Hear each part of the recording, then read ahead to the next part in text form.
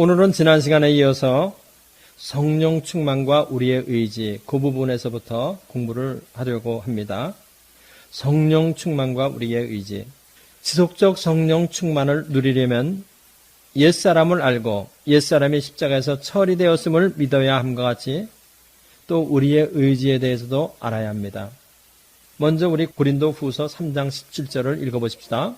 다 같이 주는 영이시니 주의 영이 계신 곳에는 자유함이 있느니라. 주의 영이 계신 곳에는 자유함이 있다. 성령이 주시는 충만한 자유를 누리려면 우리는 우리의 의지에 대해서 알아야 하는 것이 필요합니다. 이 의지에 대해서 아는 것은 자신에 대한 깊은 성찰이 필요합니다. 의지가 누구의 지배를 받느냐에 따라서 누구의 종이 되느냐는 것이 결정돼요. 로마서 6장 16절은 뭐라고 얘기하고 있냐면은 너희 자신을 종으로 들여 누구에게 순종하든지 그 순종함을 받는 자의 종이 되는 줄을 너희가 알지 못하느냐.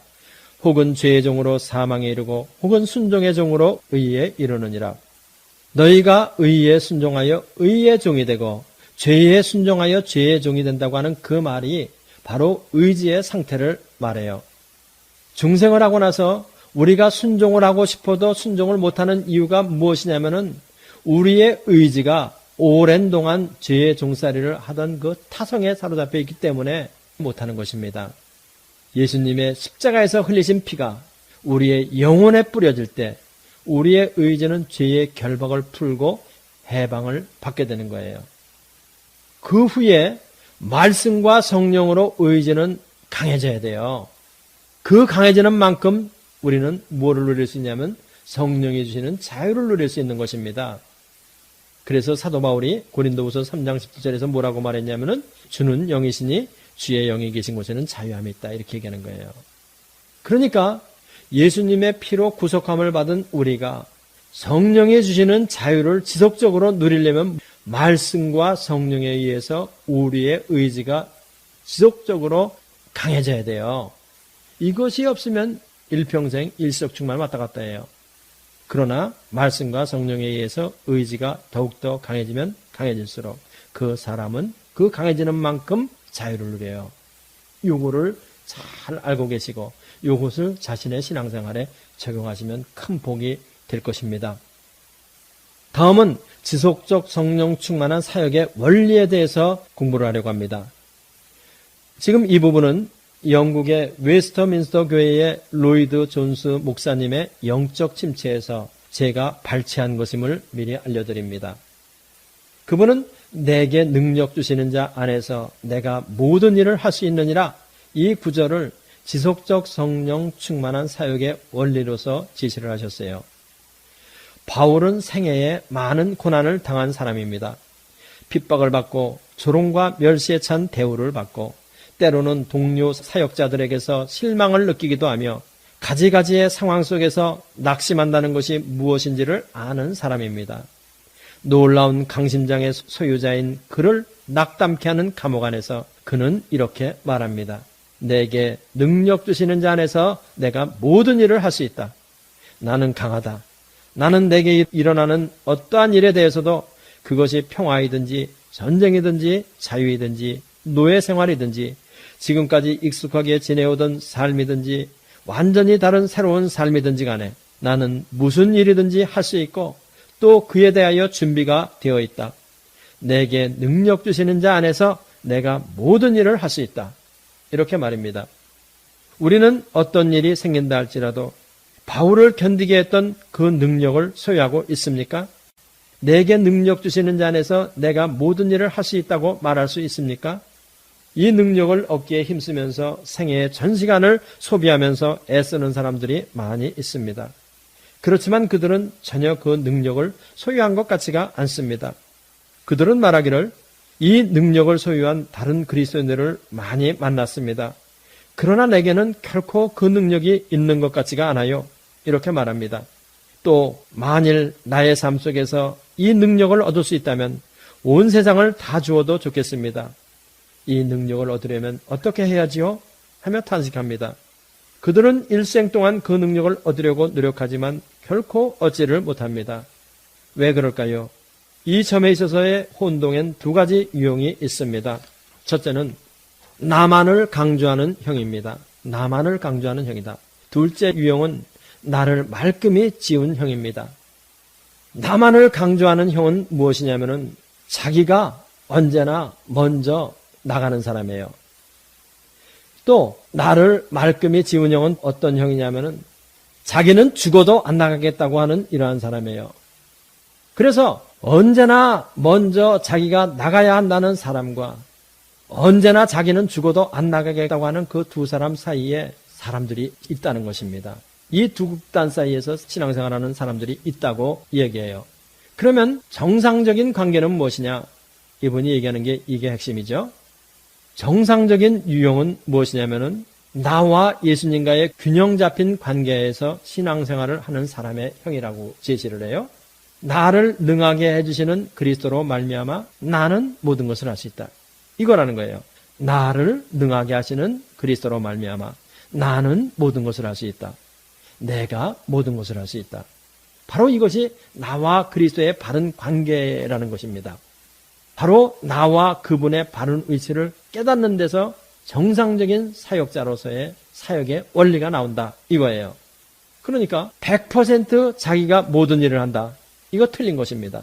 또 100% 주님이 다 하신다. 이거 틀린 것입니다. 또 50%는 주님이 하시고 50%는 내가 한다. 이것도 또 틀린 것입니다. 100% 주님이 100% 나를 사용하셔서 100% 내가 한다. 이거라는 것이에요. 바로 이 말이 내게 능력 주시는 자 안에서 내가 모든 일을 할 수 있느니라. 이 말의 의미라는 것입니다. 내게 능력 주시는 자 안에서 내가 모든 일을 할 수 있다. 주님도 계시고 나도 있고 주님은 있고 내가 없는 것은 아니고 나만 있고 주님은 없는 것도 아니고 내게 능력 주시는 자 안에서 내가 모든 일을 할 수 있다는 말은 주님도 계시고 나도 있다. 이겁니다. 100% 주님이 100% 나를 사용하셔서 사역하는 것이다. 100% 주님의 능력으로 100% 내가 하는 것입니다. 이거 어려워요. 우리가 1 플러스 1은 2다 하면 쉬운데 지금 여기서 말하는 것은 1 플러스 1은 1이라고 얘기하는 거거든요. 그러면 이것이 무슨 뜻이냐? 요한복음 17장 21절 우리 다 같이 읽어보십시다. 아버지께서 내 안에 내가 아버지 안에 있는 것 같이 저희도 다 하나가 되어 우리 안에 있게 하사 세상으로 아버지께서 나를 보내신 것을 믿게 하옵소서. 내게 주신 영광을 내가 저희에게 주었사오니 이는 우리가 하나가 된 것 같이 저희도 하나가 되게 하려 함이라. 아버지와 예수님이 하나가 되었다고 하는 거예요. 하나님 아버지와 예수님은 성령으로 온전함을 이루어 하나가 되었다는 거예요. 그래서 하나님과 예수님은 1 플러스 1은 2가 된 것이 아니라 1 플러스 1이 1이 됐다는 겁니다. 하나가 되었다. 이것이 굉장히 중요한 영적인 원리입니다. 저는 젊었을 때 이런 간증을 들은 적이 있습니다. 하루는 어느 교회의 신방 담당 여전도사가 아침에 기도하고 있는데 성령님이 교회에 어떤 환자에게 가서 기도해 주라고 말씀하셨대요. 그 환자에게 신방을 가서 기도해 주라. 이 여전도사가 성령 충만함을 받고 그 환자의 집에 가서 속사람의 능력으로 기도하자 이 환자는 씻은 듯이 나았습니다. 이 여전도사는 기도가 바뀌었어요. 매일 아침 누구에게 신방 갈 것인지 성령님이 가르쳐달라고 기도했습니다. 그렇지만 그 후부터는 성령님은 아무 말도 없이였습니다. 이 여전도사는 깨달았습니다. 패시브하게 하나님께 나가서 성령 충만과 인도함을 기다리는 것은 필수적이지만은 성령 충만을 받은 후에는 매일 그렇게 주저앉아 있는 것이 아니고 성령님의 인도를 바라며 파지티브하게 자기가 나가야 한다는 것이에요. 성령 충만한 삶은 기본적인 원형은 무엇이냐면은 먼저 패시브, 수동적으로 기다려라. 그 다음에 성령 충만함을 받고 파지티브하게 나가서 사역을 해라. 바로 그것이 로이드 존스 목사님이 내게 능력 주시는 자 안에서 내가 모든 일을 할 수 있느니라. 이 말의 의미라는 것입니다. 이것은 다른 구절에서도 우리가 그 서포트를 찾을 수가 있습니다. 갈라디아서 5장 25절을 보니까 뭐라고 되어 있냐면은 우리가 성령으로 살면 또한 성령으로 행할지니 우리가 성령으로 살면 내가 성령으로 살면 내가 또한 성령으로 행한다. 먼저 패시브하게 성령 충만을 받아야 그 다음에 성령으로 살고 성령으로 행하는 게 있다는 것입니다. 이것이 아주 중요한 영적 생활의 원리라고 이야기를 해요. 사역의 원리라고. 그렇지만 언제나 리셉티브이어야만 할 때가 있어요. 특별한 기적이 필요한 경우에는 파지티브하게 나가야 하는 경우라고 생각되는 경우에도 성령님의 지시를 받아야 할 때가 있는 것입니다. 그것은 어떤 거냐? 저는 또 이런 얘기를 들은 적이 있습니다. 어느 청년이 산에 올라가서 금식 기도를 했어요. 그리고 성령 충만함을 받았습니다. 집에 가려고 내려오는데 마침 강나루가 있더랍니다. 이 청년은 예수님이 물 위로 걸어오신 것이 생각났어요. 그래서 이 청년은 나도 할 수 있을 줄 믿습니다 하면서 물 위로 뛰어들었습니다. 걸어갔겠어요? 못 갔겠어요? 못 갔죠. 뭐 때문에 이런 일이 발생했느냐? 청년이 물 위로 걸어가는 기적을 체험하려면 먼저 예수님의 말씀을 리셉티브 받아야 된다는 거예요. 자기 믿음만 가지고 파지티브하게 나가서는 안 된다는 겁니다. 특별한 기적을 필요로 하는 경우에는 먼저 받아라. 그래서 성령 충만한 사역의 원리는 뭐냐면은 패시브, 다음에 파지티브, 리셉티브, 다음에 크리에이티브. 이것이 바로 무엇이에요? 성경에서 제시한 청지기의 삶의 원리입니다. 이 청지기의 삶의 원리, 청지기를 잘 이해하면 지금 성령 충만한 사역의 원리는 바로 청지기 원리에 다 들어가 있어요. 바로 이렇게 지속적 성령 충만의 사역에 임할 때 이런 사람은 한 사람이 열을 당하고 두 사람이 백을 당하는 역사가 일어나게 되어 있습니다. 지속적 성령 충만으로 사역에 임할 때 청지기의 원리를 잘 깨달아라. 주인의 뜻을 잘 헤아리고 그 다음에 청지기는 죄의 뜻을 행하라. 청지기가 맨날 주저앉아가지고 주님 뜻을 가르쳐 주세요. 어디로 갈까요? 무엇을 할까요? 그 주인한테 맨날 그러고 앉아 있어 봐요. 그거 파이어감이죠.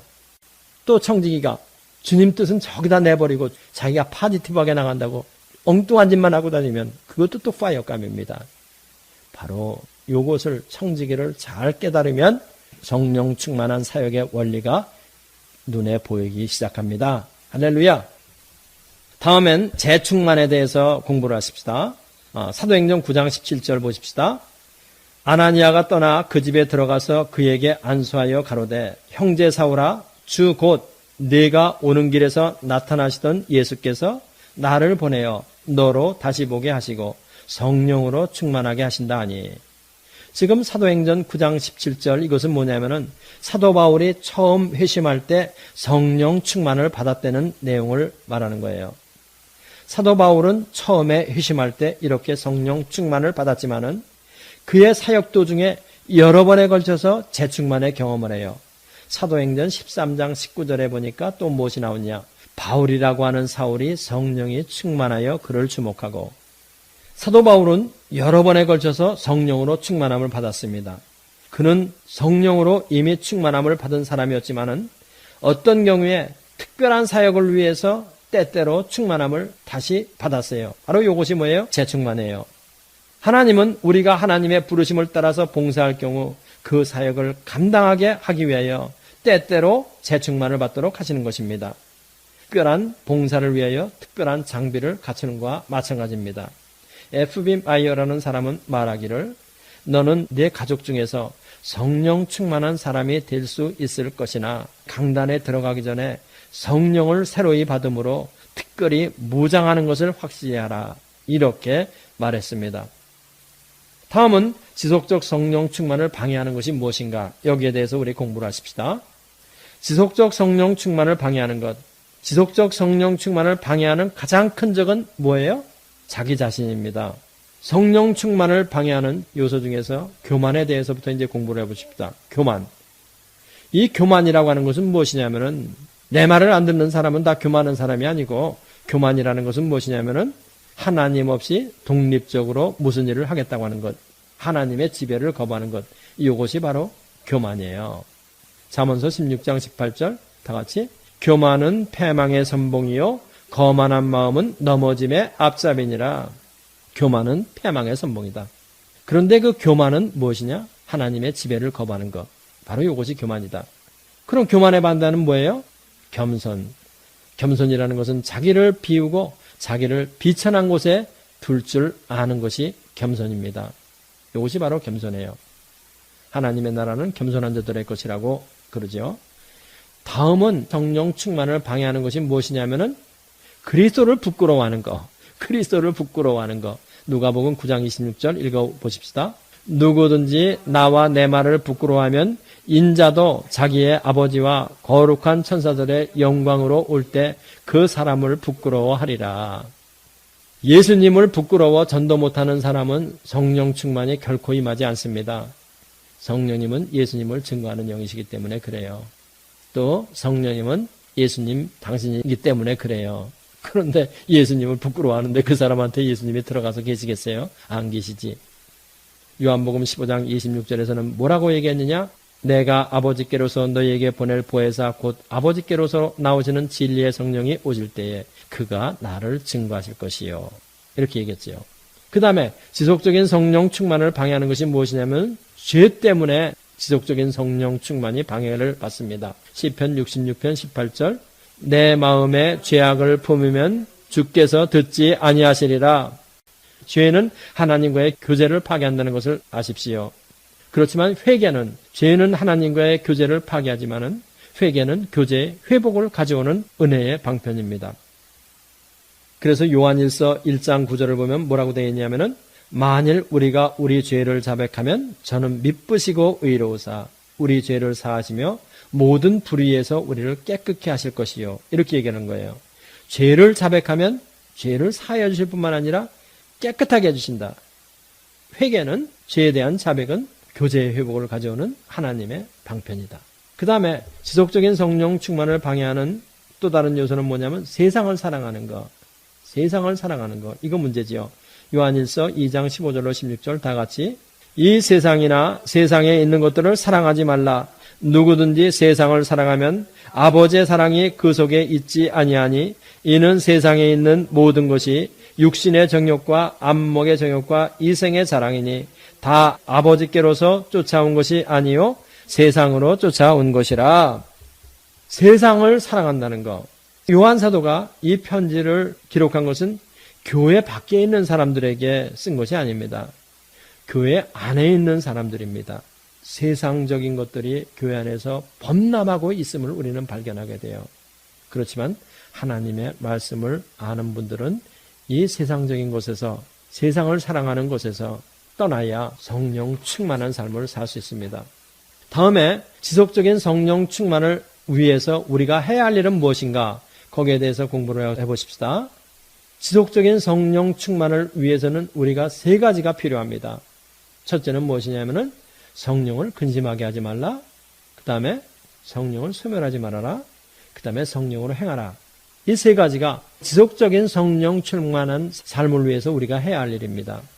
먼저 성령을 근심하게 하지 말라. 이것에서부터 공부를 시작하십시다.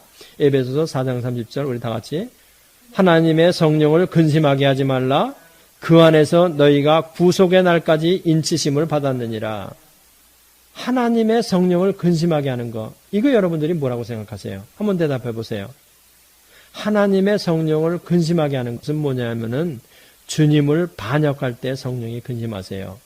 그래서 이사야서 63장 10절을 보니까 뭐라고 되어 있냐면은 그들이 반역하여 주의 성신을 근심케 하였으므로 그가 돌이켜 그들의 대적이 되사 친히 그들을 치셨더니 이렇게 나와요. 그들이 이스라엘 민족들이 하나님께 반역해가지고 하나님의 성령을 근심케 했다는 말이에요. 그러니까 하나님의 성령을 근심케 하는 일은 뭐야? 반역하는 일이에요. 성령을 근심시켜 드리는 것은 성령님과 원수 상태에 들어가는 겁니다. 그러니까 지속적인 성령 충만함을 살 수 없지요. 성령을 근심하게 해드리면. 그러면 이것은 무슨 의미냐? 로마서 8장 7절을 보니까 이렇게 되어 있어요. 육신의 생각은 하나님과 원수가 되나니 이는 하나님의 법에 굴복지 아니할 뿐 아니라 할 수도 없음이라. 육신의 생각에 빠지는 거, sinful desire에 빠지는 거, 바로 이것이 뭐예요? 육신의 생각이고 이것은 하나님과 원수가 된다는 것입니다. 그러니까 우리의 생각 속에 육신의 생각으로 사로잡히지 않으려고 노력하는 것, 이거 굉장히 중요한 것입니다. 지속적인 성령 충만함을 위해서는 무엇을 생각해야 돼? 영적인 생각. 영의 생각은 생명과 평안이라. 영의 생각을 하라는 것입니다. 그 다음에 성령을 소멸치 말라. 이거 성령 소멸치 말아야 하는 거 알아야 됩니다. 데살로니가 전서 5장 19절 우리 다 같이 읽어보십시다. 성령을 소멸치 말며. 성령을 소멸한다. 성령을 소멸한다. 이 소멸한다는 말은 무엇이냐면은 영어로는 퀸치 그래가지고 불을 끄는 것을 의미해요. 그래서 NIV 성경에서는 이것을 뭐라고 기록되어 있냐면은 Do not put out the Spirit's fire. 성령의 불을 꺼버리지 마라. 이런 뜻이에요. 그래서 성령을 소멸치 말라는 것은 뭐냐면은 성령의 불을 끄지 마라. 이런 뜻이에요. 어떠할 때 성령의 불을 끄는 것이냐? 이것은 성령을 이그노하고 네글렉트하고 디스오베이하고 이럴 때 성령의 불을 끄는 것입니다. 성령을 소멸치 말아야 한다. 그 다음에 우리에게 중요한 것은 성령으로 행하라. 성령으로 행하라. 다 같이 갈라디아서 5장 25절. 만일 우리가 성령으로 살면 성령으로 행할지니. 성령으로 살면 성령으로 행할지니. 이것은 뭐냐면은 성령과 우리가 하나가 된 것을 얘기해요. 하나가 된 것.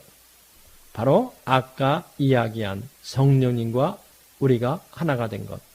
하나님과 예수님과 하나가 되었듯이 우리도 예수님과 하나가 된 것. 어떻게? 성령 안에서. 다음에 성령 충만을 위해서 우리가 어떤 일들을 해야 할 것이냐, 그거를 알아야 할 필요가 있습니다.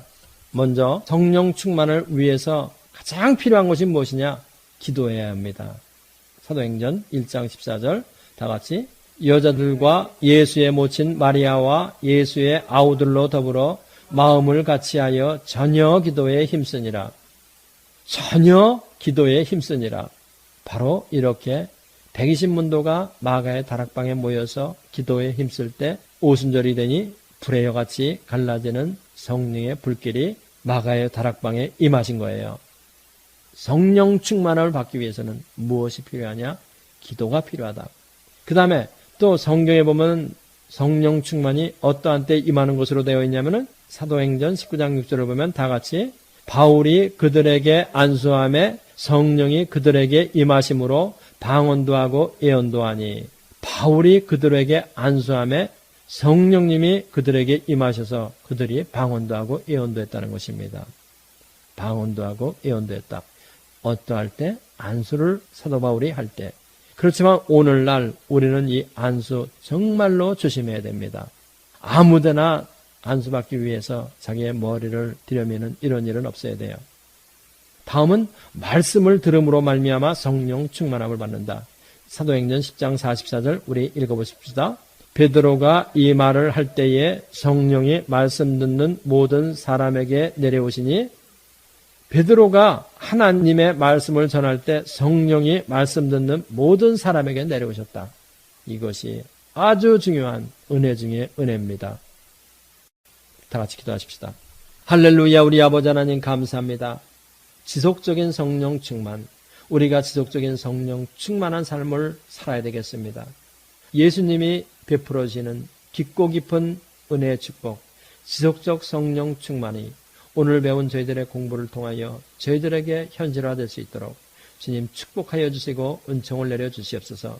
그래야 우리 모두가 다 지속적인 성령 충만함을 삶으로 하나님의 나라를 이루고 하나님의 영광을 크게 드러내는 우리들이 될 수 있도록 축복하여 주옵소서. 믿습니다. 예수님의 이름으로 기도합나이다. 체계적으로 공부를 원하시는 분은 다음 주를 계속하시길 바랍니다. 이 성경 공부를 하신 분은 곧바로 라이크 버튼을 눌러주세요. 여러분의 수고가 하나님 나라 확장에 큰 도움이 됩니다.